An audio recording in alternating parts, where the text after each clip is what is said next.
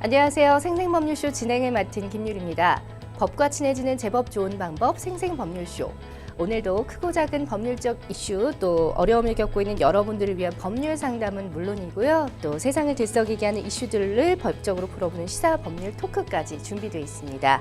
법률과 관련해서 궁금한 내용 있으신 분들은 상담 전화 02557-8295번으로 연락 주시거나 저희 법률방송 홈페이지 내에 법률 상담에 문의 남겨주셔도 되고요. 또 아래 하단에 나가고 있는 이메일로도 상담 접수 받고 있습니다. 각 분야의 전문 변호사가 무료로 성심성의껏 상담 도와드리니까 여러분의 많은 참여 바랍니다. 그리고 지금 이 방송은 유튜브 통해서도 실시간으로 방송되고 있습니다. 많은 시청 부탁드리고요. 유튜브 통한 소통 창구도 열어두겠습니다. 네, 그럼 오늘 함께 하실 변호사님 소개해 드릴게요. 법무법인 리버티의 김지진 변호사 자리하셨습니다. 안녕하세요. 안녕하세요. 네, 안녕하세요. 김지진 변호사입니다.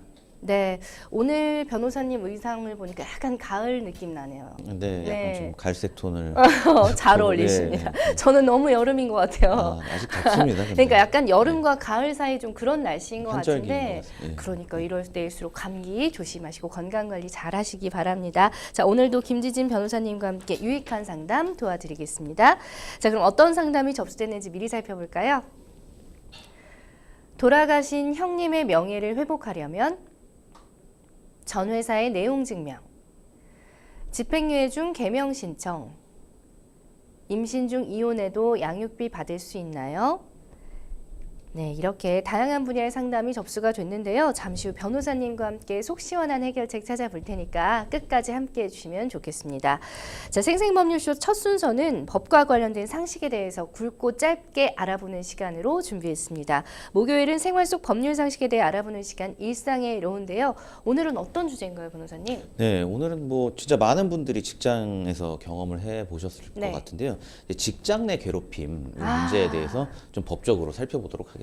네, 법적으로 살펴본다니까 조금 더 이렇게 디테일하게 저희가 좀 살펴볼 수 있어서 좋을 것 같은데 일단은 직장 내 괴롭힘 금지법이라는 게 있어요. 지난 2019년부터 시행이 된 걸로 알고 있는데 근로기준법이 개정되면서 시작이 됐잖아요. 네, 맞습니다. 예. 그 이제 일반적으로 뭐 직장 내 괴롭힘 금지법 뭐 이렇게 이제 알고 계시지만 네. 실제 내용은 우리 이제 근로기준법이 개정돼서 시행된 겁니다. 이게 이제 2019년 7월 16일에 우리 근로기준법에 이 직장 내 괴롭힘 관련해서 새로운 내용이 들어간 건데요. 네.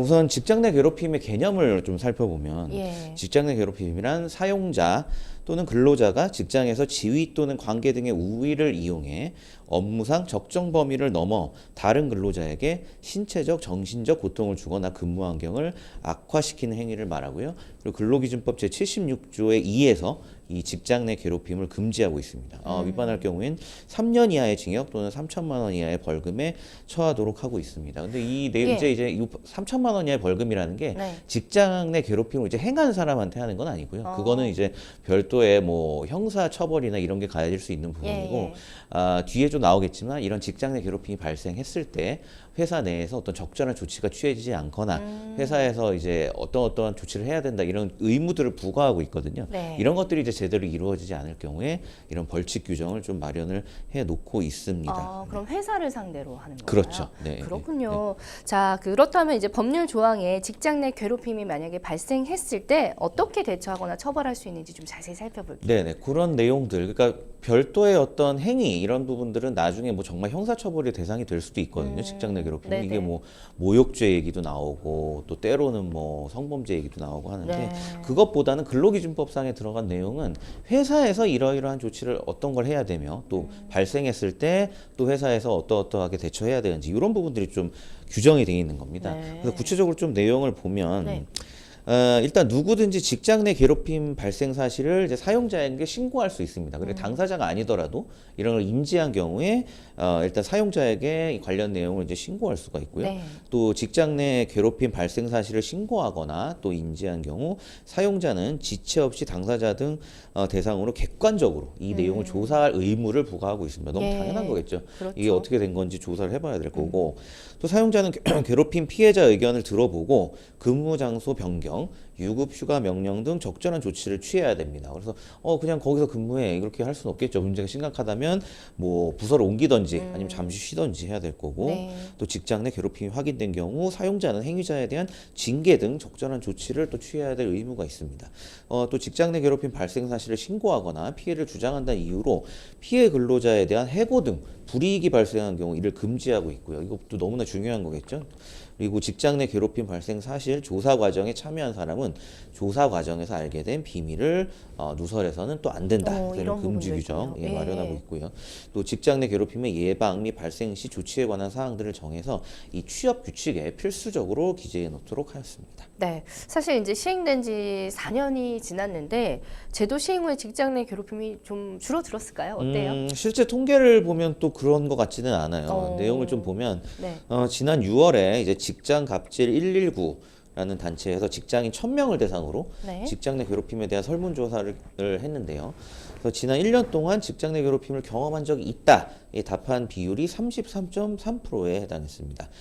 경험한 이제 괴롭힘 유형으로는 모욕, 명예훼손이 22%, 그리고 부당 지시가 20% 정도 높게 집계됐고요. 그리고 폭행, 폭언이 17.2%, 또 업무 외 강요가 16.1%, 따돌림 차별이 15.4%로 그 뒤를 이었습니다. 특히 이제 52시간 이상 추가 근무자 3명 중에 1명은 모욕, 명예훼손 등을 이제 경험했고요. 4명 중 1명은 부당한 지시를 경험한 것으로 드러났습니다. 이 마지막 단락이 그럼 오래 붙어 있을수록 그런 확률이 높아진다라고 보면 될까요? 좀 그렇게 네. 해석할 수도 있겠죠, 상황이. 네. 그렇네요. 자, 그렇다면 이런 직장 내 괴롭힘이 줄어들지 않는 이유는 뭐라고 보시나요? 이렇게 시행이 됨에도 불구하고. 네, 뭐 이제 시행된 지는 이제 거의 4년이 다 그러니까요. 되오는데 네. 이런 그 사건들이 끊이지 않는 이유, 그러니까 결국에는 반쪽짜리 대책에 그치지 않았나 이런 지적들이 좀 나오고 있습니다. 네. 그래서 아무래도 이제 직장 내 괴롭힘이라는 게 직장 내 어떤 지위나 우위 관계를 이용해서 이제 기타 타 근로자들한테 정신적 고통을 주는 행위고요. 이게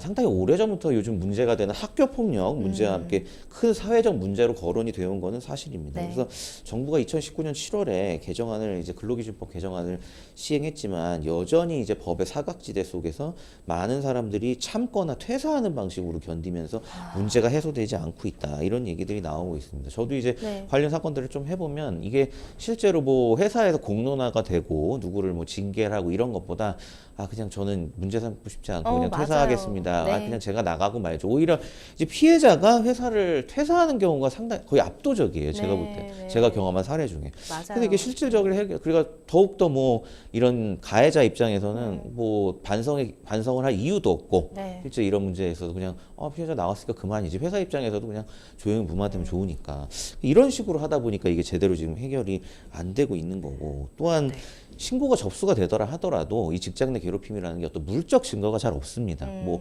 다행히 뭐 녹취나 이런 게 있다면 좋겠지만 네. 뭐 직장에서 갑질 당할 때는 바로 뭐 녹음기를 킬 수도 없는 상황이고요. 그래서 결국에는 본인의 이제 진술에 의존하게 되는데, 어떤 성범죄가 아닌 경우엔 본인 진술뿐만 아니라 목격자의 진술도 상당히 좀 중요하거든요. 근데 이런 경우에도 같은 직장 동료들이 예를 들어 직장 상사에 대한 어떤 목격담을 네. 생생하게 전한다. 네. 이런 게 현실적으로 좀 쉽진 않죠. 마치 그렇죠. 자기 일도 아닌데. 네. 그렇기 때문에 이런 부분도 다 고려를 한다면은 사실상 이 법이 좀 실효적인 효과를 거두기가 어려운 상황이다. 좀 이렇게 보여지고 있습니다. 너무나 현실적인 말씀들인 네, 것 같아요. 네. 사실 이제 물적 증거도 없기 때문에 말씀하신 것처럼 이게 사람을 괴롭히는 행위라는 게 굉장히 좀 애매하고 또 주관적일 그렇죠. 수가 있잖아요. 예, 예, 그래서 괴롭힘이다 아니다 이 자체도 좀 판단이 좀 어려운 것 같기도 합니다. 네, 맞습니다. 또 이제 시행된 지 얼마 안 됐고 도대체 기준이 뭐냐, 이 괴롭힘에 대해서 그런 거에 대한 좀 논란들이 있는데,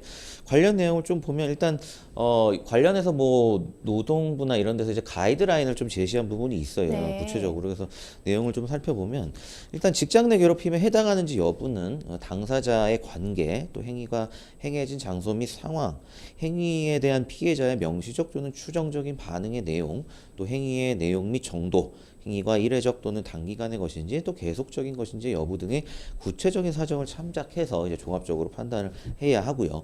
또 여기에 객관적으로 피해자 같은 처지에 있는 일반적이고도 평균적인 사람의 입장에서 신체적, 정신적 고통 또는 근무 환경 악화가 발생할 수 있는 행위가 있고, 그로 인하여 피해자에게 신체적 정신적 고통 또는 근무 환경의 악화라는 결과가 발생하였음이 인정되어야 한다. 이렇게 해서 이제 가이드를 제시를 하고 있고 네. 좀 더 구체적으로 살펴보면 직장 내 괴롭힘을 이제 행위자 측면하고 그다음 행위 측면에서 좀 나누어 볼 수가 있습니다. 우선 행위자 측면에서 네. 보면요. 사용자뿐만 아니라 같은 근로자도 해당 법상 직장 내 괴롭힘의 행위자가 될 수 있고요. 또 원칙적으로는 한 직장에서의 사용자 근로자 사이 또 근로자와 근로자 사이에 발생한 경우에도 당연히 적용이 됩니다. 또 행위의 측면에서 보면요.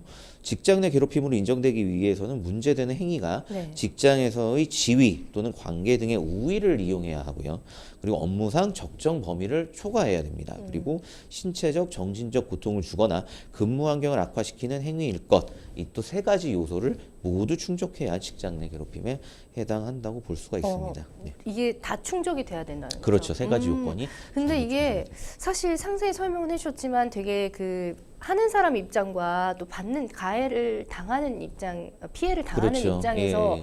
또 느끼는 바가 다르기 때문에 그렇죠. 주관적으로. 맞아요. 너무너무 애매한데 은근히 이게 선을 넘을락 말락하면서 왜 나를 괴롭히는 상사가 있을 수도 맞습니다. 있잖아요. 네, 네, 예. 네. 그래서 이제 몇 가지 사실 이렇게 지금 개념 설명을 드려도 네. 굉장히 좀 추상적이다 이렇게 맞아요. 느낄 수가 있을 것 같아요. 그래서 네. 몇 가지 좀 사례를 들어보겠습니다. 네. 그래서 제가 이제 약간 퀴즈 형식으로 네. 이제 문제를 내볼게요. 첫 번째는 일과가 끝난 밤중에 상사가 팀원들이 사용하는 이제 모바일 메신저에 개인적인 하소연 글을 올리고 이제 직장 내 저 부하 직원들한테 답장을 강요한다. 예. 이런 직장 내 괴롭힘일까요? 아닐까요? 너무 싫네요, 일단. 네. 이건 괴롭힘 아닌가요? 네, 일과 맞습니다. 후고 답장을 강요한다. 그렇죠. 네. 예, 맞습니다. 우리 아까 말씀드린 그 네. 개념에 정확하게 부합하는 직장 내 예. 괴롭힘이죠. 그 회사 밖에서 비록 이제 일과 후라고 하더라도 네. 또 회사 밖에서 발생한 경우라도 직장 내 이제 우위를 이용했죠, 상사가. 우위를 그리고 이제 이용했다. 업무 관련성이 업무 관련을 초과한 경우죠. 이게 이제 개인적인 하소연이잖아요. 네네. 이런 경우에는 직장 내 괴롭힘으로 인정이 됩니다. 와, 재밌네요. 이 상사 입장에서는 아니 나는 그냥 가족 같아서 뭐 팀원들이 그래서 그럴 그렇죠. 수도 있다라고 주장할 수도 있는 건데 네, 가족은 이제 가족끼리만 하셔야 되는 거고. 네, 네. 맞습니다. 네, 너무 이건 직장 내 맞고요. 괴롭힘에 해당합니다. 이게 행위 측면에 포함이 되니까 또 직장 내 괴롭힘이 되는 그렇죠, 거예요. 그렇죠. 업무 외적 너무 행위잖아요. 이해가 잘 예, 가요. 예. 네, 또 네, 두 번째 또 네. 업무 실수로 이제 상사와 관계가 악화된 직원이 이제 총무 업무를 수행하던 중에 실수를 계기로 상사와의 관계가 이제 악화가 됐어요. 네. 그 이후 상사로부터 욕설 등의 폭언을 듣고 있으며 직원들로부터도 필요한 정보를 전달받지 못하거나 부정적인 호칭, 야나 너 등으로 불리는 등 일종의 이제 따돌림을 당하고 있어서 퇴사를 고민하고 있는 경우, 이 경우는 어떨까요? 이거는 뭐 거의 학폭과 맞먹는 거 아닙니까? 직장에서는 네, 학교로 맞습니다. 따지면 네, 당연히 너무 어떻게 보면 명확하죠. 네, 괴롭히는 예, 거 이것도 아닌가요? 직장의 괴롭힘에 해당합니다. 네. 지위의 어떤 우위를 이용해서 해당 직원에게 폭언을 한 것은 사회통념상 상당하지 않은 행위고요. 동료 직원들에게 수적 우위에 따돌림을 또 당했잖아요. 이런 것 때문에 동료 근로자 간에도 직장 내 괴롭힘에 또 해당합니다. 예. 또 다음 사례를 한번 볼까요? 예, 예. 또 갑작스러운 업무 지시로 야근을 하게 된 직원이 그 회계부서에서 회계부서에서 일하는 이제 직원인데 갑작스럽게 병가를 신청한 팀원을 대신해서 업무 지시를 받고 야근을 하게 돼서 본인의 이제 개인적인 전용 약속을 지키지 못하게 됐습니다. 이 경우 직장 내 괴롭힘에 해당할까요? 이거는 조금 애매하네요. 어쨌든 그 팀원을 대신해서 업무를 해야 되는 부분이 있을 수가 있으니까 네, 개인 네. 약속은 뭐 다음에 네, 미뤄도 네. 되는 거니까 조금 괴롭힌다고 보기엔 좀 힘들지 않을까 네, 싶은데요. 맞습니다. 정답입니다. 어, 직장의 괴롭힘에 진짜요? 해당하지 않습니다. 네. 다 맞췄네. 네. 부당한 업무 지시로 보이거나 이제 의도적으로 네. 괴롭힌 그런 사례로 보이지 않기 때문에 말씀 잘 해주셨지만 어쨌든 병가를 낸 직원이 있어서 누군가 업무를 해야 한다면 네. 언제든지 또 다른 사람이 투입된다. 이건 굉장히 상식적인 경우이기 때문에 네. 이 경우는 직장 내 괴롭힘에 해당하지는 않고요. 네. 마지막으로 하나만 더 좀 풀어볼까요? 네. 평소에 재밌어요. 평소에 이제 SNS를 즐겨 하는데요. 네. 한 직원이 사진을 올릴 때마다 회사 직원들이 좋아요를 누르는 것에 오히려 좀 스트레스를 받고 있는 직원이라고 해요. 근데 자신의 개인 사생활이 침범되는 것 같은 기분이 든다. 그래서 네. 얼마 전에 예를 들어 비키니 입은 사진을 올렸는데 동료 직원이 좋아요와 함께 예쁘다라고 달린 글을 보고 이거 뭐 성추행 아닌가 성희롱 아닌가 하는 의심이 들었습니다. 이런 경우는 어떨까요? 이건 조금 오바다 싶은데요. 네. 그러면은 뭐 비공개를 하던가 아니면은 그렇죠. 뭐 SNS를 하지 않는 게 어떨까? 그렇죠. 뭐, 그렇게 예민하다면. 예, 이제 전체 공개를 안 하거나 네. 네, 이것도 맞습니다. 그래서 전부 다 맞추셨는데 야, 네. 대본도 아, 없는데 이거. 네, 그러니까 대단하십니다. 네. 조금 부연 설명을 드리면 네. SNS 게시물에 반응한 것으로는 이제 동료 직원끼리 발생할 수 있는 통상적인 범위죠. 조야 누르는 본인이 전체 공개를 하셨으니까. 예, 그러니까 댓글 역시 의도적인 괴롭힘이나 성희롱에 이를 정도로 이르진 않았기 때문에 네. 직장 내 괴롭힘으로 보기는 좀 어렵습니다. 그렇죠. 사실 뭐 제가 변호사님도 아닌데 어쨌든 맞춘 이유는 그만큼 상식선에서 맞습니다. 생각하면 네, 네. 다 정답이 나오는 것들이기 네, 때문에 판단하기가 좀 쉽네요. 그렇죠. 이렇게 또 사례를 들어가면서 네, 하니까. 상식적인 선에서 판단하시죠. 그러니까 말입니다. 자, 마지막으로 만약에 이제 직장 내에 내가 이게 다 해당한다 괴롭힘에 네, 네. 그렇다면 어떻게 대처를 해야 될까요? 사실 아까도 말씀해 주셨지만 많은 분들이 이제 직장 생활에 피해가 갈까 아니면 또 이직했을 때도 맞습니다. 소문이 네. 나지 않을까 싶어서 그냥 감당하고 포기하는 경우가 많거든요. 네, 그렇죠.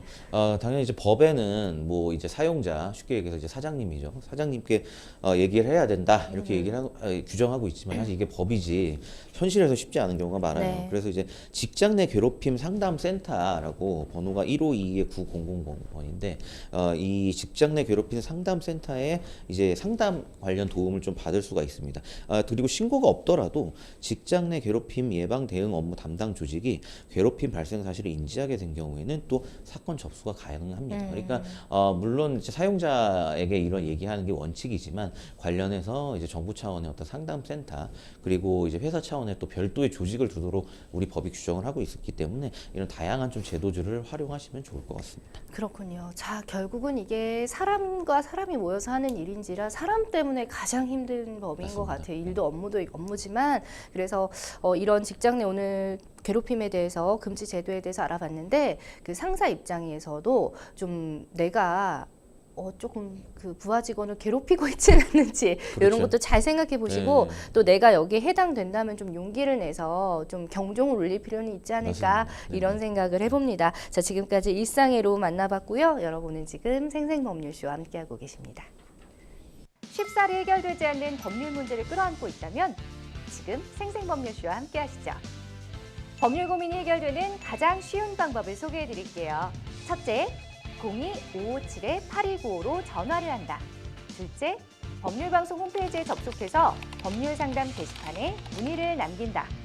셋째, 지금 화면에 나오고 있는 이메일 주소로 사연과 연락처를 보낸다. 생생법률쇼가 자랑하는 각 분야의 전문 변호사가 여러분의 더부룩한 속을 뻥 뚫어드립니다. 속 시원한 스파클링 상담 프로그램 생생법률쇼. 지금 바로 전화 주세요. 네, 지금부터는 생생법률쇼가 자랑하는 성심성의 무료 법률 상담 시작해 보도록 하겠습니다. 전화가 연결돼 있다고 하네요. 여보세요? 네, 여보세요? 예, 안녕하세요. 네, 감사합니다. 네, 반갑습니다. 어떤 점이 궁금해서 전화 주셨나요? 네, 제 형님이요. 네, 60년대 군대를 가셨다가요, 육군에 예. 입대하셨다가 첫 휴가를 61년도 5월 중순에 오셨거든요. 예, 그래서 이제 기대하는 중에, 당시에, 네, 기대하는 중에, 용산역에서 이제 군용열차 타고 갔다가, 예, 거기 이제 그 당시에는 그저 어묵했던 아주 나쁜 습관이 있었잖아요. 그 헌병들이 막 시골에서 육군 쫄병이 가니까 네. 그걸 구타를 하고 뭐 휴가증 다 빼앗고 가지고 있던 금품 다 빼앗고 그 구타를 당해가지고 예, 시도권 병원에 후송이 돼가지고 거기서 예. 치료를 받다 돌아가신 사건인데요.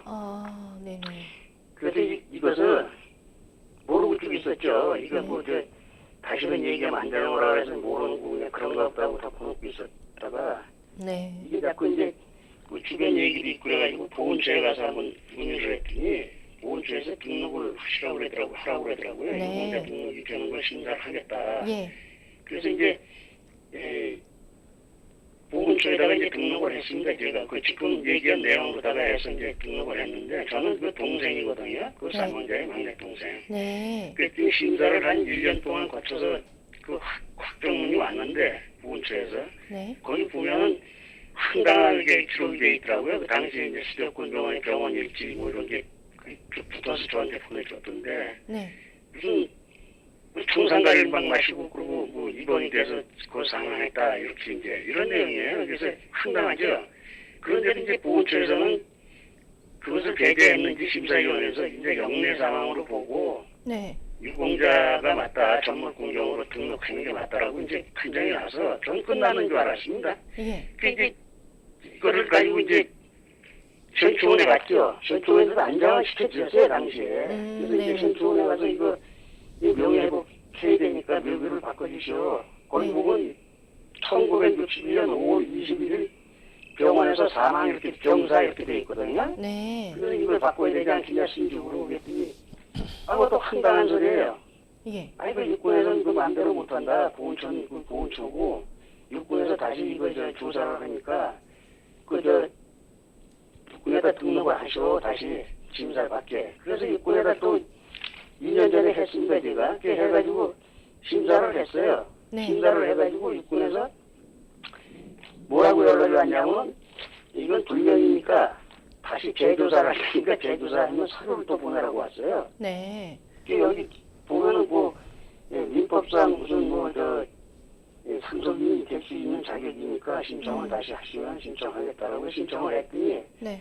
금년 1월 10일 날인가 거기서 연락이 오셨다고요. 국방부 이거 조사단에서. 그래서 저 면담도 하고 갔습니다. 여기 와가지고. 예. 그래가지고 이게 얘들이 뭐라 그러냐면 이게 조사가 끝나려면 한 2년 이상 걸린다고요. 네. 그렇게 얘기를 하시더라고 그분들이. 그래서 제가 물어봤죠.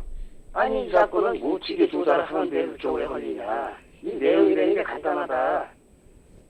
농사님께 기대하기 위해서 휴가 병사가 와서 가다가 그런 불행한 일로 병원에 갔다가 돌아가셨는데 네. 그 내용을 저희가 어떻게 알겠습니까? 시골인데 당시에 수도권이거든요. 그러니까 그런데도 엄청 시골이래. 옛날에는 버스도 안 다니고 이런 시절이니까. 예. 그 이제 물어봤더니 그것은 최선을 다하겠다고 그래요. 그래서 뭐 기다리고 있는 중인데 이분이 돌아가신 거에 대해서는 참 궁금하죠. 예. 일단 지금 사안을 쭉 들어보니까 내용을 정리해 보자면 형님이 조금 억울하게 헌병들한테 구타를 당해서 사망하셨고 그 이후에 이제 보훈처에서는 순직으로 어쨌든 인정을 해줬는데 묘비에는 또 병사로 기재가 되어 있는 상황이시라고요. 네네. 그러면 이제 형님의 명예 회복이나 뭐 보상 부분에 대해서 이게 가능한 건지를 좀 알고 싶으신 건가요? 네, 그렇습니다. 여기 내용도 보면 국방부에서 온 것이요. 네. 네, 자격이 된다. 내가 동생이지만 부모님은 이미 연세가 많이 돌아가셨지 않습니까? 이분은 자식도 없고 그런 분이니까 여기 보면은 돌아가신 상담사님, 분에 저 말씀 중에 죄송한데 저희가 지금 생방송에 시간이 정해져 있어서 네네. 옆에 변호사님 같이 듣고 계시거든요. 네네. 제가 연결 바로 해드릴 테니까 같이 상담 받아보시면 될 것 같아요. 네네. 예. 네, 안녕하세요. 저 김지진 변호사입니다. 네, 고맙습니다. 예, 안녕하세요.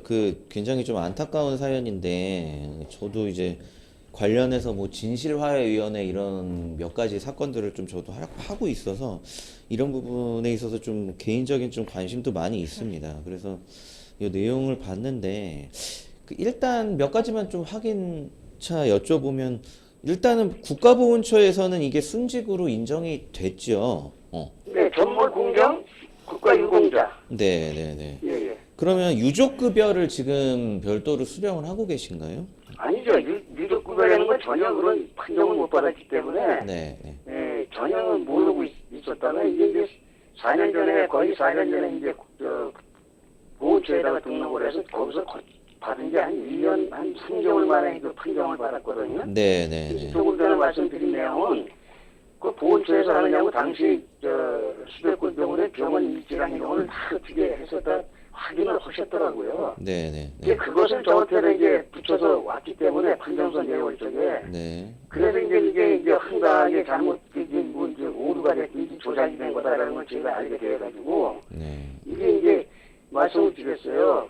조금만 말씀드리면 그럼 그 내용을 어떻게 알았냐 이렇게 이제 반문을 하잖아요. 그분이 가다가 그건데 수백군 병원에 가 있는 걸 어떻게 알았겠습니까 저희가. 그때는 뭐 연락도 잘 안 되고 그런 시절인데 네. 이분이 기대를 안 하니까 형님이 부대에서 3일 후에 찾으러 왔어요.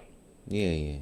판정 보고를 안 하고 찾으러 왔다고 그때 육군 중사 그 선임하사라는 분이 오셔가 있는데 여기 이 사람이 갔다 우리 부모님들이 그리고 그 뒤에는 무슨 소리냐 그러니까 어디 갔냐 그러니까 용산 가서 군용을 타고 간다고 간 거다 그랬더니 그분이 와가지고 그거 다 쫓아다니고 그래가지고 어떻게 수성을 해서 이분이 저 총리 수도권의원이 이거는 것까지 확인하고 저희 집에 와서 알려주고 그분이 가셔서 내용을 빌어서 알게 됐던 거예요. 이 내용들요. 그러니까 총님이 얘기를 했죠. 그분한테 이렇게 한 거다. 그래서 이제 그 다음에는 부모님이 이제 면회를 가서 이제 병문안도 가고 그래서 그 당시에 지금 변호사님 이해를 어떻게 하실지 몰라도 그때가 이제 그 5.16 군사 그 총령 중이었죠. 네, 일단은 일단 알겠습니다. 제가 그 내용은 잘 이해했고요. 예. 그래서 제가 여쭤보는 건 어쨌든 그 지금 국가보훈처에서는 이제 순직이 인정이 된 상황이잖아요. 네네. 그리고 이게 그 사례들이 몇 가지가 있는데 이제 보훈처에서 순직으로 인정을 했다고 하더라도 좀 전에 뭐 연금 얘기는 별도로 하고 근데 이제 현충원 그 묘비상에 이제 병사로 되어 있어서 그거를 이제 순직으로 바꾸고 싶으신 거잖아요. 네, 그래 이제 첫째 명예회복이 되지 않겠습니까? 그러니까 교체를 해야 되고 이제 그 부분은 또 국가보훈처에서 순직으로 인정한 부분하고는 별개라서 이제 국방부에 이제 중앙전공사상심사위원회라는 게 있습니다. 예. 네, 거기 지금 올라가서 네, 네. 그걸 하고 1차에서는 불명으로 떨어져서 재조사 한다고 재조사 들어간다고 까지 이제 그 조사반장이 저희 찾아와가지고 면담까지 했는데 그게 1월 달이었어요. 지난 1월 달에. 네, 네. 일단 뭐 그 별도로 거기서 이제 조사를 하는 것 자체가 뭐 잘못된 건 아닌데. 예. 네. 근데 이제 이게 말씀 주신 것처럼 뭐 몇 년이 걸린다. 이제 이런 내용을 들으시고 좀 이제 이런 건 너무 좀 이제 사안이 지체될 사안도 아니고 그리고 이미 국가보훈처에서 순직 판단을 받았는데 이게 왜 이렇게 시간이 오래 걸리나 지금 이런 게 좀 답답하신 것 같아요. 네. 예, 이럴 때는 제가 볼 때는 뭐 몇 가지 방법이 있는데 제가 봐도 제가 진행하는 사건들 뭐 지금 진실화해위원회 쪽하고 아니면 국민권익위 쪽에 몇 가지 진정을 내서 이제 과거 이제 군 의문사나 이런 사건들을 저도 몇 개는 좀 진행을 해봤는데 관련해서 근데 이 지금 상담자님께서 말씀 주신 케이스는 사실 굉장히 이제 상담자님께도 유리한 케이스예요. 왜냐하면 국가보훈처에서도 이게 이미 순직 판정이 났기 때문에 이거 관련해서 순직 판정을 하려면 그거에 대한 어떤 자료 조사가 충분히 돼야 되는 부분이 있기 때문에 이 국가보훈처에서 이 판정을 할 때 판정 근거로 삼았던 이제 자료들이 있을 거예요. 이게 뭐 우리가 흔히 생각하기엔 그러면 국방부에도 그거 갖다가 좀 보면 되지 않나 이렇게 생각을 할 수도 있는데 그게 또 좀 그렇지가 않아서 이제 부처 간의 어떤 자료의 공유나 이런 게 좀 미흡한 부분이 있거든요. 그러니까 네, 그 병원은 그게 지금 보훈부라고 금년에 이제 보훈처가 승격된 거 아니겠습니까? 네, 그냥 네. 보훈처지. 근데 그것도 장교 변호사님 말씀 좋은 말씀이신데 국방부 조사단이라는 데는 저한테 전화가 와가지고 그거 기록을 가져오라고 그러더라고요. 그래서 예. 제가 짧은 상식이지만 나이도 좀 있고 그렇기 때문에 내가 좀 야단을 쳤어요. 그거는 내 보훈처에서 했다고 그 일부 서류를 보내줬는데 예, 그러니까요. 받아서 봐야지 그걸 나한테 가져오라 그러냐. 예. 정리를 다시 해서 그건 또 전화가 와서 그쪽에 요청을 했으니까는 안 보내도 되겠습니다. 이런 연락도 하고 이런 식으로 해서 지금 이게 조사 중이라고 하는데 네, 그게요. 얼마나 답답해요. 예. 그게 지금 상황이 이제 좀 답답하신 마음은 제가 충분히 이해하는데요. 예. 근데 어쨌든 정부 부처 간의 그런 자료의 어떤 공유나 이런 부분들이 또 이제 정부 내부에서는 그렇게 원활하지가 않아요. 그것도 여러 가지 이유가 있는데 이럴 경우에는 보훈처에 관련 그 자료들을 정보공개 청구를 하시면 어쨌든 지금 유족이시잖아요. 동생분이시죠. 네. 예, 예. 네. 그래서 그런 부분들을 하면 유족분이 요청을 하시면 요즘에 그런 자료 공개는 정확하게 하기 때문에 그런 걸 받아다가 제가 말씀드렸던 국방부 중앙전공사상심사위원회에 이제 직접 갔다가 제출을 하면 아마 조금 더 이 절차를 빨리 진행하는 데 도움이 될 거고 그리고 또 하나 팁을 드리면 이 관련 이 군 의문사나 이런 부분에 대해서 국민권익위에서 굉장히 좀 많은 관심을 가지고 있어요. 그래서 이 국방부에서 진행되는 이 내용들이 너무 좀 느리거나 아니면 절차상에 조금 이제 제대로 진행되지 않는 부분이 있다 판단되신다면 별도로 권익위 쪽에 이 부분에 대해서 더군다나 국가보훈처에서 이미 순직 판정이 받았고 어떻게 보면 그 묘비에 이제 사인이 병사로 돼 있다 이게 명백하게 잘못된 건데 순직이면 그것뿐이 아니죠. 제가 네. 자꾸 말씀드릴게요. 네. 이게 이제 이 사건 때문에 그분에 대한 이제 경호청에 이제 그 기록이 어떻게 돼 있는가 뛰었더니 경적조에서를 뛰었더니 경적조에서는 어떻게 됐냐면 5월 30일 날 이제 사망이 된 게 확인이 돼서 묘비도 그렇게 돼 있어요. 그때 또 거기 안정시킨 것도 사실 뭐 고맙다고 그래야 되는지 뭐라고 표현할지 모르겠습니다. 어떻게 이 사건이. 근데 거기 5월 30일자 명확하게 돼 있는데 병원 일지에도 그렇게 돼 있고요. 요거는 확인된 게 이 사건 때문에. 거기서 경호처에는 61년도 7월 4일인가 이렇게 사망으로 돼 있어요. 그러니 네. 이게 참 그 당시에 수기로 하고 뭐 이렇게 했겠지만 앞뒤가 전혀 안 맞아서 사실 참 이게 답답하기 짝이 없습니다. 이걸 민사적으로 어떻게 해서 좀 도움을 받아야 되겠는데라는 생각도 들고 그래서 저는 지금 상당히 네, 좀 그 뭐 예를 들어서 뭐 이제 실제로 돌아가신 일자나 이런 부분에 있어서 좀 다툼이 있다. 그러면 이 부분도 사실 국민권익위 쪽에 한번 별도로 진정을 해보시는 게 좋아요. 그래서 어떻게 보면 저 권익위 쪽에서도 뭐 국방부나 아니면 보훈처 쪽에 관련해서 좀 재조사를 한다든지 이런 내용들을 어떻게 보면 지시가 내려가는 경우가 많기 때문에 그런 부분들로 좀 진행을 해보시는 게 제가 볼 때는 지금은 가장 효율적일 것 같다는 생각이 듭니다. 네.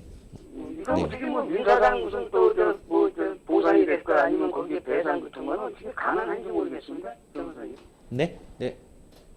민사상 지금 저희가 시간이 이제 다 돼가지고 상담은 여기서 마무리를 해야 될 것 같고요. 일단은 지금 변호사님이 말씀해 주시기로 이제 국민권익위 쪽에다가도 다시 한번 얘기를 해보시면 좋을 것 같다는 의견 주셨으니까 참고하셨으면 좋겠습니다. 네네. 예, 감사합니다. 예, 상담 여기서 마무리 드릴게요. 네, 감사합니다. 네. 네. 자, 계속해서 또 이번에는 법률방송 이메일을 통해 들어온 여러분의 고민 해결해 보겠습니다. 중소기업에서 근무하다가 처우도 열악하고 이사로 인해 직장이 멀어지면서 1년 반 정도 다니던 회사를 그만뒀어요. 그리고 몇 달 뒤 사업을 해보고 싶어서 같은 업종의 쇼핑몰을 시작했는데요. 얼마 뒤 다니던 회사에서 내용 증명을 보냈습니다. 또 제가 입사하면서 계약할 때 동종업계 3년간 이직 및 창업 금지라는 조항이 있는데도 사인을 했다며 사업을 이어갈 경우 소송도 고려하고 있다고 하는데요. 솔직히 말해서 제가 계약서에서 그런 조항을 봤던 기억은 없지만 동종업계 이직이나 창업 금지라는 조항 자체가 말이 안 된다고 생각합니다. 경력을 살려서 취업하다 보면 동종업계로 가는 경우가 허다하고 근로환경이 좋지 않다 보니 취업도 하는 건데요. 그런데 소송 얘기까지 나오니 좀 걱정되고 일단 제가 계약서에 사인을 했다는 점이 많이 걸립니다. 하지만 퇴사했으니 입사할 때 체결했던 계약서는 효력이 없는 건 아닐까요? 저는 이대로 사업을 접어야 할까요? 라는 사연을 보내주셨는데 사실 이 사연자뿐만 아니라 이런 같은 고민하시는 분들 꽤 많을 것 같아요. 자, 실제로 많은 기업들이 이렇게 근로자와 계약을 할 때 동종업계 취업이나 창업을 일정 기간 금지한다 이런 조항을 넣나요?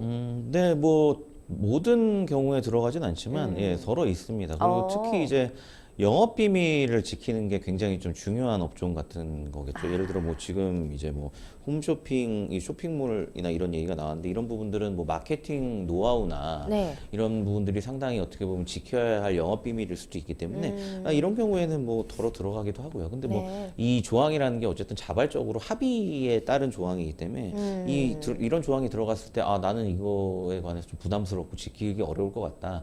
그러면 이제 계약서에 사인을 하지 않으시면 되는 거고. 그렇죠. 근데 이제 더러 이제 이런 조항들이 좀 들어가는 경우가 있습니다. 네. 이게 뭐 그쵸, 서로 합의하에 하는 거니까 어쨌든 그렇죠. 이분도 사인을 하시기는 하신 상황이잖아요. 네, 자, 특정 기술 유출 등이 우려되지 않는 업종의 경우에도 이직이나 창업에 좀 예민하게 반응을 할까요?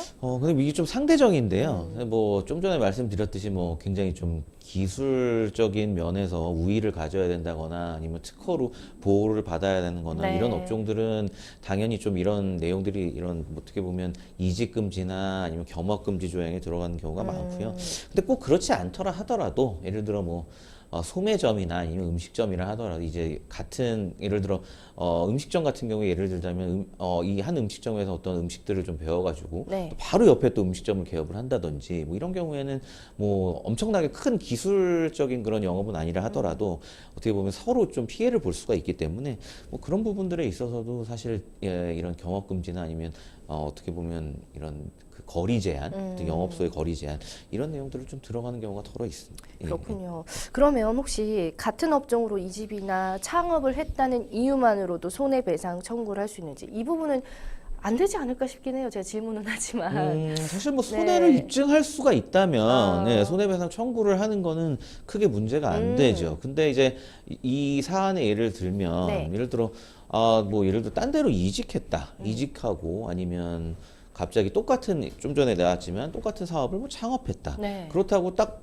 일정 부분 손해가 있다고 보기는 어렵잖아요. 그렇죠. 그걸 그 손해를 이제 입증하기가 어려워요. 청구를 한다고 해도. 그래서 보통 이런 경우에는 계약서에 이렇게 하는 경우에는 그냥 통상 손해를 얼마로 한다. 아. 예를 들어 뭐 1억이면 1억. 그냥 이렇게 딱 정해 놓습니다. 이게 네. 손해배상의 예정이라고 하는데 왜냐하면 뭐 창업한 사람한테 그럼 창업한 사람이 너가 나한테 미친 손해가 어느 정도야. 이거를 계산을 하기가 어려워요. 그래서 아마 이 계약서상에는 예를 들어 손해배상액으로 딱 그냥 딱 일정 금액을 아마 정해놓고 그렇게 하는 경우가 좀 많습니다. 예, 예, 네, 그렇군요.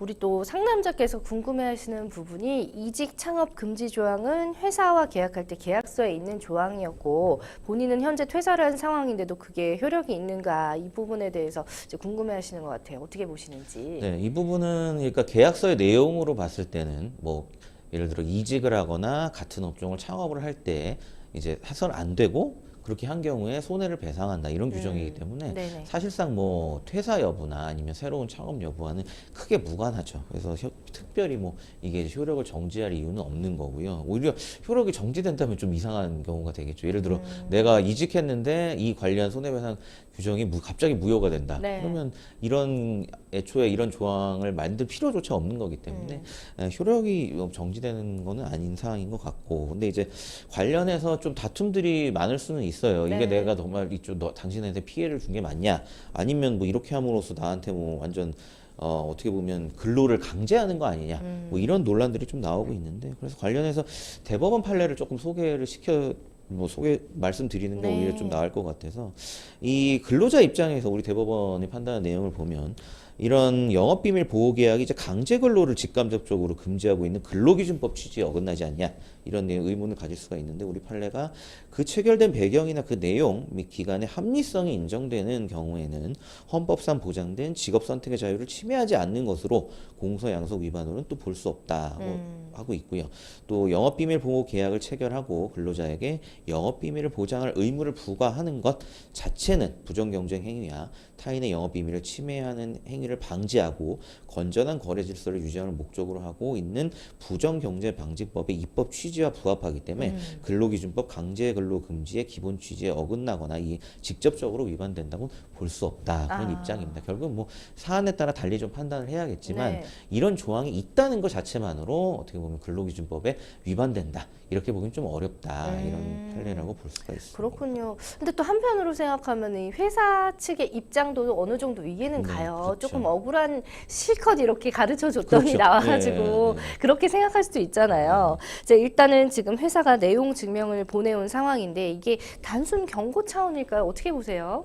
뭐 사실 내용 증명이라는 거를 네. 그 내용 증명의 본질이 뭐냐, 이런 것도 가끔 궁금해하시는 분들이 있는데, 그 내용 증명 자체로는 어떤 네. 뭐 법적인 효력이 있다든지 판결문과 같이 그런 건 아닙니다. 그냥 일종의 물론 내용 증명에 찍힌 날짜나 이런 게 법적으로 의미가 있을 수는 있지만 네. 그 내용 증명 안에 들은 내용이 어떤 강제성을 가진다거나 이런 건 아니에요. 그렇기 때문에 그런 건 좀 주의하실 필요가 있고, 네. 회사가 이런 내용 증명을 보냈다 하면 뭐 그 의도는 물론 회사 마음이긴 하지만 뭐 이러이러한 걸 회사가 판단할 때는 네가 이 계약서 조항을 위반했으니까 뭐 관련해서 뭐 배상할 금액이 있으면 배상을 하든지 아니면 뭐 구체적으로 그만하든지, 더 이상 쇼핑몰을. 이거에 대해서 그냥 어떻게 보면 네가 창업을 하지 말던지 뭐 이런 내용들이 있을 거예요. 그냥 이렇게 너 알아서 하면 해 이거예요. 뭐 회사에 어떻게 보면 회사의 의도를 전달하는 예. 그런 취지일 뿐이지 그 내용 증명 자체가 어떤 뭐 강제성을 띠고 이런 건 아닙니다. 맞습니다. 근데 또 많은 분들이 간혹 이제 내용 증명을 받으면 심리적으로 좀 그렇죠. 압박을 예, 느끼시더라고요. 맞아요. 그런데 이게 예. 법적으로는 효력이 없다라고 다시 한번 그렇습니다. 말씀드리겠습니다. 만약에 혹시나 이제 소송이 진행이 된다면 우리 상담자분은 어떻게 대처를 하는 게 좋을까요? 네, 소송이 진행된다면 결국엔 뭐 손해배상 청구 쪽일 텐데 그러면 이제 우리가 방어를 한다. 이건 이제 민사적으로 항변이거든요. 그럼 뭐 여러 가지 예를 들어볼 수가 있습니다. 일단은 뭐 동종업종이 아니다 이런 얘기를 해볼 수도 있겠죠. 내가 네. 이제 구체적으로 지금 뭐 제가 이 사안을 내용을 구체적으로 다 들여다본 건 아니지만 지금 내용 보니까 비슷한 업종에서 창업을 이제 하신 것 같은데 근데 이게 정말 동종업종이 아닐 수도 있거든요. 네. 뭐 내용은 좀 비슷하지만 그냥 뭐 조금 노하우를 갖다 쓴 정도 이 정도가 될 수 있기 때문에 이런 항변이나 아니면 사회상규상 이건 너무 좀 과하다. 네. 뭐 이런 무효다. 뭐 사회상 계약 자체가 무효다. 뭐 이런 항변들이 좀 제기될 수가 있을 겁니다. 그렇군요. 자, 일단 뭐 이직을 준비하는 분들에게 이전 회사와의 관계와 관련해서 주의할 점을 좀 마지막으로 짚어주시면 좋을 것 네, 같아요. 초반에 말씀드렸지만 일단 계약서라는 거는 당사자가 합의이기 때문에 이거를 사인하실 때는 합의하는 순간 이제 효력이 생기는 거거든요. 그렇기 때문에 우리 이제 말씀 주셨지만 내가 이걸 잘 안 읽어본 것 같기도 하다 이런 말씀 하셨잖아요. 그렇게 하지 마시고 이게 나중에 나한테 어떤 불이익이 될 수도 있기 때문에 정말 꼼꼼하게 하나하나 잘 살펴보시는 게 중요합니다. 네, 참고하셨으면 좋겠습니다. 계속해서 이제 다음 사연 만나보겠습니다. 여러분은 생생법률쇼와 함께하고 계세요. 쉽사리 해결되지 않는 법률 문제를 끌어안고 있다면 지금 생생법률쇼와 함께하시죠. 법률 고민이 해결되는 가장 쉬운 방법을 소개해드릴게요. 첫째, 02-557-8295로 전화를 한다. 둘째, 법률방송 홈페이지에 접속해서 법률상담 게시판에 문의를 남긴다. 셋째, 지금 화면에 나오고 있는 이메일 주소로 사연과 연락처를 보낸다.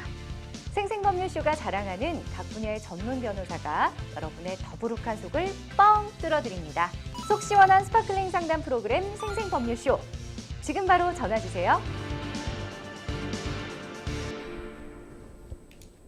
네, 이번에도 법률방송 이메일을 통해 들어온 여러분의 고민 해결해 보겠습니다.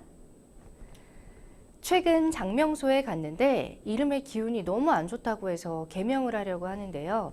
제가 현재 집행유예 상태로 내년 9월에 해제될 예정입니다. 그런데 제가 듣기론 집행유예가 끝나기 전까지는 개명 신청을 못한다고 들었는데요. 집행유예 중에 개명하면 처벌받을 수도 있나요? 그리고 현재 이름도 어릴 적 놀림을 너무 많이 받아 개명을 한 번 한 이름인데요. 재개명은 더 힘들다고 하더라고요. 혹시 중개업체를 이용하면 더 수월하게 되는지도 궁금합니다. 라는 사연을 보내주셨습니다. 제가 이거 저희 법률방송에서도 그 개명에 관한 그런 일상회로에서 많이 했었어요, 얘기를. 근데 이름 특이한 게 너무 많더라고요. 그렇죠. 뭐 안녕, 방귀남, 권태기, 송아지, 피해자, 변기통, 김치국, 남달리, 뭐 남달리는 양반이죠. 정말 이 외에도 각종 막 기이하거나 우스꽝스러운 이름들이 너무 많았는데 이래서 이제 개명을 결심하는 분들은 사실 꽤 많습니다. 주변에 혹시 변호사님 주변에도 개명한 분들이 있나요? 좀 뭐 일단 누가 제 봐도 이름이 좀 신기한 특이하기 때문에. 그렇지. 네. 맞아요. 네.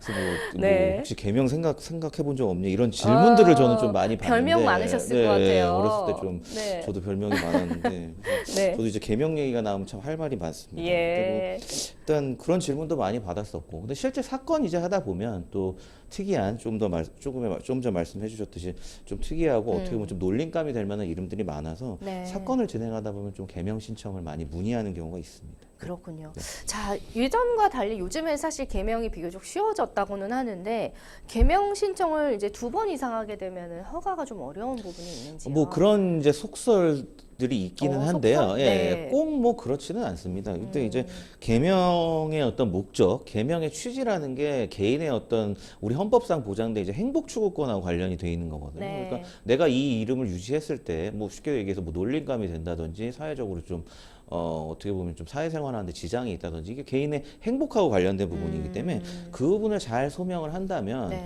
뭐 또 개명을 한다고 해도 크게 문제될 건 없는데 근데 일단 법원에서 보기에 처음 개명을 하는 거하고 저도 이제 두 번째 개명하는 경우 이런 것까지 다 해봤지만 네. 두 번째 개명하는 경우에는 좀 더 그 사유를 명백하게 보죠. 이미 한 번 이제 허가를 받아줬는데 그럼 또 하는 이유가 뭐냐? 그러니까 안 네. 된다는 건 아닌데 이런 걸 조금 면밀하게 소명을 해야 되는 그런 부담은 좀 있습니다. 아무래도 이제 좀 더 신중하게 해야 그렇죠. 되다 보니까 안 네. 그러면 뭐 10번도 할 수 있으니까 그죠? 네. 그렇군요. 자, 그렇다면 이제 법원의 개명 허가 기준은 어떻게 되는지 좀 살펴볼게요. 네, 말씀드렸듯이 좀 추상적이긴 하지만 어쨌든 우리 헌법상 보장된 개인의 이제 행복 추구권에 이제 근거하고 있는 게 바로 이제 개명 허가 신청이고요. 네. 좀 더 구체적으로 우리 법원은 어쨌든 개인의 복리, 그러니까 과연 이 이름을 개명을 함으로 인해서 본인의 어떤 사회생활에 있어서 도움이 되든지 아니면 개인 스스로 좀 더 행복해질 수 있는지 이런 부분들을 좀 종합적으로 판단을 하고 있습니다.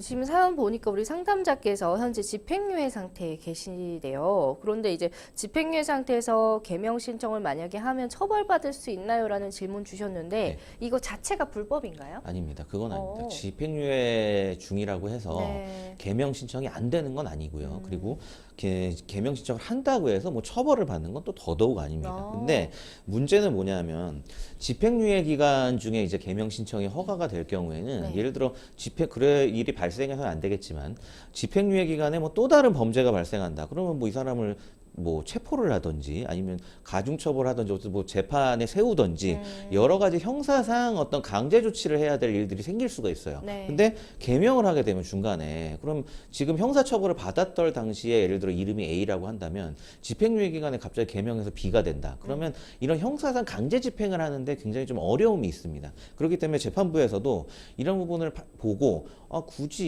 이 기간에 집행유예를 해서 뭐 어떤 형사상 강제 조치를 하지 못할 이런 위험성을 만들 필요가 없기 때문에 웬만하면 좀 잘 안 해주는 그런 실무상 관행이 있다는 거지 꼭 집행유예 기간이라고 해서 이런 개명이 안 되는 건 아닙니다. 이제 대법원 판례 중에 집행유예 기간 중에 있는 이제 갑이 개명 신청 이후 범죄 행위로 구속되어 있는 사안이었는데 갑에게 개명을 허가하는 게 동일성 인식에 대한 혼란을 초래해서 형사 절차의 집행에 막대한 지장을 줄 우려가 있는 이유로 개명 신청을 허가하지 아니한 이런 사례가 있습니다. 그래서 좀 전에 설명드린 그 사안의 연장선에서 실제로 뭐 형사 집행에 문제를 줄 경우가 되는지 안 되는지 이런 게 이제 법원의 판단 기준이 됩니다. 그렇군요. 어쨌든 뭐 법적으로는 불법이 전혀 아닌 것으로. 그렇죠. 네. 이외에도 이제 법원에서 개명을 허가하지 않는 경우도 덜어 있다고 하는데 어떤 경우일까요? 네, 일단 좀 전에 서두에 얘기가 나왔지만 계속해서 개명 신청을 하는 경우가 있어요. 이제 한 번 개명을 했는데 또 신청하고 심지어 뭐 3-4번까지 막 신청을 하시는데 이름이 장난도 아니고. 네, 이런 경우에는 네. 법원에서 내용을 보고 그게 금지되어 있지는 않지만 정말 특별한 사유가 아니다 하면 이제 개명 신청을 받아들여 주지 않고요. 그리고 굉장히 상식적인 선에서 알아두시면 좋은 게 네. 그 개명 신청이 들어간 경우에는 법원에 이제 개명 신청자에 대한 한국신용정보원을 통해서 법원이 신용도 판단 정보와 공공정보 등의 신용 정보를 제공받아서 연체 여부를 확인한 다음에 이제 심사를 하고 있습니다. 그래서 이게 왜 중요하냐면 이제 여러 가지 채무가 얽혀 있는데 A라는 이름으로 근데 갑자기 이제 개명을 하게 되면 예를 들어 채권자들 입장에서는 이거 채무자를 파악하는데 굉장히 좀 어려움이 있거든요. 그래서 뭐 신용불량으로 등재가 돼 있다거나 이런 경우에는 개명 신청을 받아줄 경우에 다수의 어떤 채권자들한테 불이익이 갈 수가 있기 때문에 이 경우는 이제 법원이 좀 판단을 해서 개명 신청을 좀 불허할 수도 있습니다. 네. 네. 자, 현재 우리나라에서 이제 개명을 하려면은 어떻게 해야 되는지 궁금한데 개명 신청 절차에 대해서 좀 알아볼까요? 네, 이것도 이제 상담이 굉장히 많이 들어오는데 마치 우리 혼인 신고하듯이 그러면 그 구청 가서 개명 뭐 신고를 하면 되나요? 이런 네. 거 많이 물어보시는데 그게 절대 아니고요. 법원에 이제 허가를 받아야 됩니다. 그러니까 일종의 소송인 거죠. 좀 전에 나왔듯이 뭐 중개업체나 이런 데를 통해서 해결이 되는 게 아니고요. 일단 소송이라는 거 그래서 법원에 개명 허가 신청을 해서 허가를 받아야 되고 그 사유를 일단 잘 구성을 해야 됩니다. 그래서 성명학적으로 뭐 좋지가 않던지 아니면 굉장히 촌스러운 이름이어서 본인이 놀림감이 된다든지 예를 들어 너무 흔한 이름이라 또 생활에 불편함이 있다든지 아니면 너무 독특한 이름이나 놀림을 받았다든지 이런 부분들을 굉장히 어떤 나의 개인의 복리와 이런 구체적인 사유들이 어떤 연관관계에 있는지 이런 부분을 잘 소명을 해서 법원에 정식으로 개명 허가 신청을 해야 합니다. 개명은 신청이 아니라 소송인 거. 그렇죠. 이거를 예, 또 네. 유념을 하셔야 될 것 맞습니다. 같습니다. 그렇지만 또 소송이 상담이라고 하면 굉장히 좀 까다롭고 좀 겁이 나실 수도 있는데 네, 뭐 꼭 그런 그런 것도 것도 아니고. 어쨌든 법원의 알겠습니다. 허가를 받아야 합니다. 네, 자 법원의 허가를 받아야 되고요. 또 뭐 중개업체를 이용하면 더 수월한다거나 재개명을 하는 게 어렵다 이런 것들은 또 속설이었던 것도 다시 한번 이제 맞습니다. 말씀을 드리겠습니다. 자, 생생법률쇼 많은 분들의 상담 전화가 이어지고 있습니다. 자, 도움이 필요하신 분들은 주저하지 마시고 언제든지 연락 주세요. 참여 방법 다시 한번 알려드리겠습니다. 상담 전화 직접 원하시는 분은 0257-8295번으로 연락 주시면 되고요. 또 사연을 통해서 상담 받고 싶다 하시면 저희 법률방송 홈페이지에 법률상담 내에 글 올려주셔도 되고 또 이메일로 긴 사연은 함께 보내주셔도 좋습니다. 자, 각 분야 전문 변호사가 무료로 성심성의껏 상담 도와드릴 테니까 여러분의 많은 참여 바랍니다. 오늘은 김지진 변호사와 함께했습니다. 나와주셔서 감사합니다. 네, 오늘 준비한 내용 여기까지입니다. 시청해주셔서 고맙습니다.